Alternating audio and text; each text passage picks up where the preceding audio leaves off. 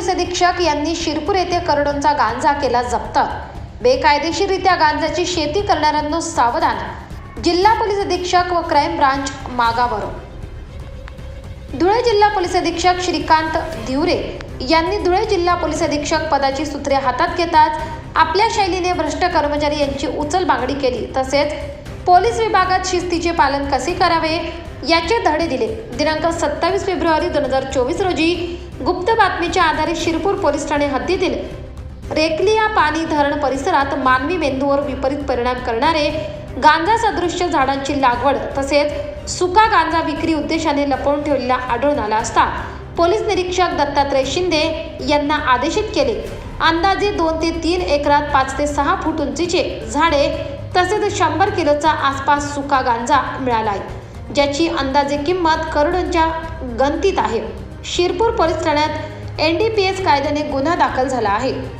सदर धडाकेबाज कारवाई जिल्हा पोलीस अधीक्षक श्रीकांत धिवरे, अप्पर पोलीस अधीक्षक किशोर काळे यांच्या निर्देशानुसार उपविभागीय पोलीस अधिकारी सचिन हिरे, पोलीस निरीक्षक दत्तात्रय शिंदे, स्थानिक गुन्हे अन्वेषण शाखा धुळे श्रीराम पवार, पोलीस निरीक्षक शिरपूर यांच्या मार्गदर्शनाखाली पोलीस उपनिरीक्षक Balasaheb Suryavanshi, police head constable Prakash Sonar, Prashant Chaudhari, police constable Mahendra Sakpal, Jitendra Wagh, Kamlesh Suryavanshi, Devendra Thakur, Jagdish Suryavanshi तसेच शिरपूर पोलीस ठाण्याचे पोलीस उपनिरीक्षक Pradeep Sonawane, police head constable Sagar Thakur, police constable Gyansingh Pawara, home guard Ravindra Pawara, Mahendra Mali, Sunil Pawara, Sunil Haridas Pawara यांनी केली आहे।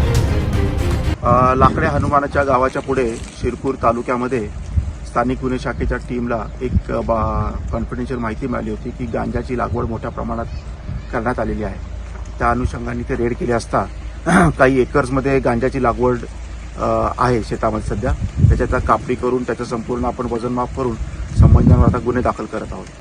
24 live Maharashtra news bureau Nashik.